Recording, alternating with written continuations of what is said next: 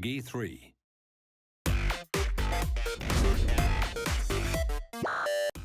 Hello and welcome to the Play Like a Legend Championships preview show. Now the live Season 1 final is just a few days away. The online qualifiers have finished. What are we going to expect? Well, I'm here with pro player Dave Bytheway and we're going to talk about who the big players taking part in the tournament are and exactly how things work.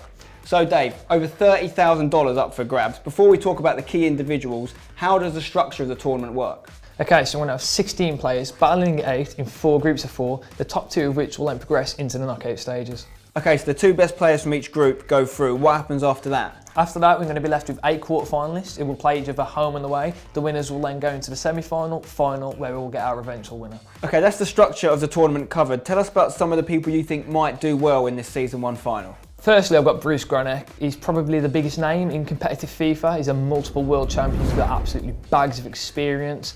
He goes by the nickname La Machine purely because he shows absolutely no emotion when he plays a game. Okay, well we know about Bruce, he's a very experienced player, but I've got some information here based on how he's played in the past on Ultimate Team, what we think maybe he's going to go with in terms of players. Now, we're pretty sure he might be playing a 4-2-3-1 formation. First off, how do you feel about that one? Most competitive players will be using that purely because it's got the perfect balance between defence and attack. You've got 2 centre defensive mids, as well as a striker, 2 wide players and a centre attacking mid. Yeah, it's definitely a popular one. And also I've noticed he's got a strong Man City connection in his team. A lot of players from that club. We've got Mangala, Company, Clichy, Yaya Toure, Aguero. Is that quite a strong club in your opinion in terms of Ultimate Team players? If you're going to select a back 3 or a back 4, I think those players would definitely be on there. Company, Mangala, purely because they're big, they're strong, they're not going to lose much in the air.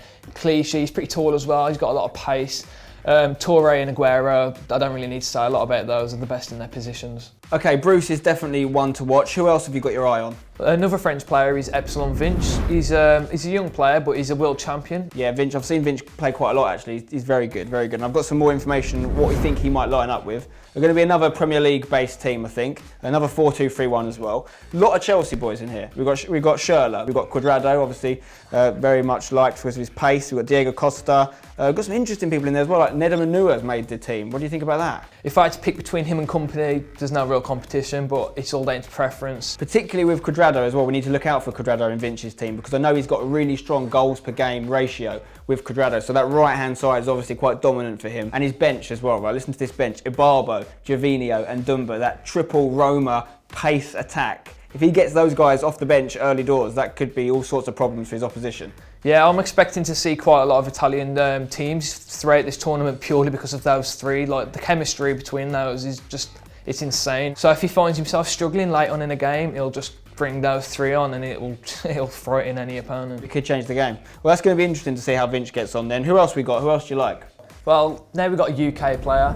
It's TASS and he's one of the best players in the UK. This is because he's a very good, patient player. He'll keep the ball a lot. He's very skillful and he's got a very, very solid defence. Lots of different things to talk about here, but there's one standout thing, which is Luis Suarez in CDM. Now, I've seen strikers used there before, but I've never seen Suarez that far deep on the pitch. What do you think about that? It's a strange decision and it's definitely a risk, but the reason behind it is a lot of the times when you play a 4-2-3-1 formation, your centre defensive mids will be like on the edge of the box, like just for corners and like things like that, and you'll want to get a shot off with them, and usually centre defensive mids, they won't have great shooting stats.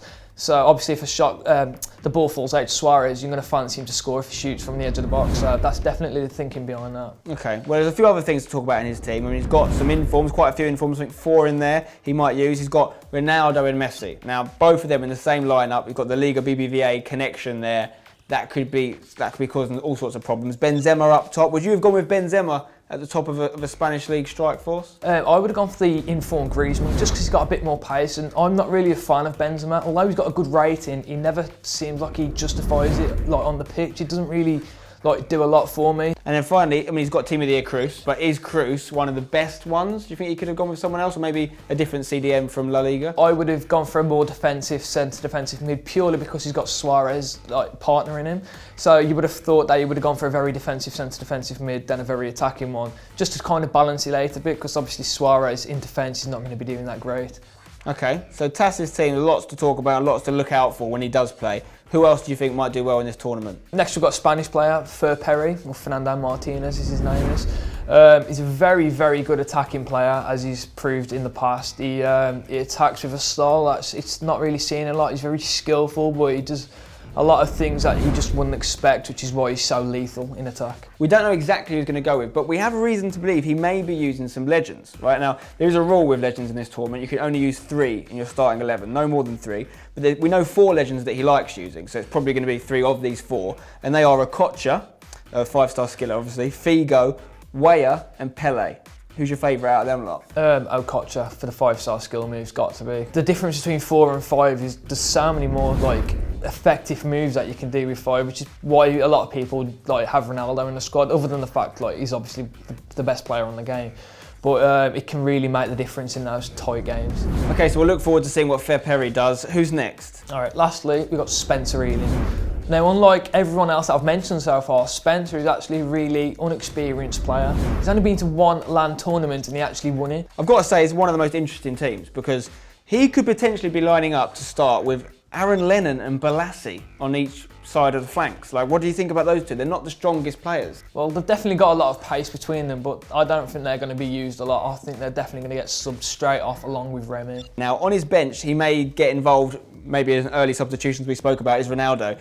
His goals per game ratio with Ronaldo is unbelievable. We're looking at nearly 2 goals per game. All right, so that's going to be effective. He's obviously going to be using Ronaldo in some form in pretty much every match he plays. He's got Robben on the bench. He's got Luis Gustavo, Jovetic. What do you think of these guys? He's just keeping his options open. Although, like we've said, he's probably going to sub 3 on straight away. He doesn't necessarily have to, and he might not do it. And if he doesn't do it, then he's got a lot of options to pick from, throughout the team, not just in attack. But Ronaldo with his 2 goals a game, that's definitely saying to me he's coming on as a striker straight away. This substitution tactic though, whilst it could be effective, it's risky, isn't it? Because especially if he does all 3 early on, what happens if he gets someone sent off? He wants to change up the formation, he's got no option. Yeah, well, you're right. If he does get a centre-back sent off, for example, then he's going to have to play someone out of position, and you don't want anyone from an attacking player or midfielder for that matter playing in defence, because it can really cost you late on in the game. Well, we'll see what happens with that. I'm sure someone's going to do 3 early substitutions at some point, and that could be something that happens. But Spencer's another interesting player to look out for sure. Right, so there's some of the people to keep an eye on. We'll definitely look out for them. But it's not just about the people taking part, is it? It's also about the environment. These guys are going to be playing in the Gfinity Arena in London. It's a huge cinema screen. There's going to be hundreds of people watching. How will that affect people? Well, this is where experience is key. There's going to be a lot of pressure on the players. It's a whole new kettle of fish to playing in your room with your slippers on, a cup of tea at the side. But then again, that being said, he came from that scenario. He was playing in his room, he hadn't been to a tournament, he went to his first one and he won it, so who knows what to expect. All right, with all that in mind, who do you tip to win the Season 1 final this weekend? Based on the information that we've had, I'm going to go with Spencer.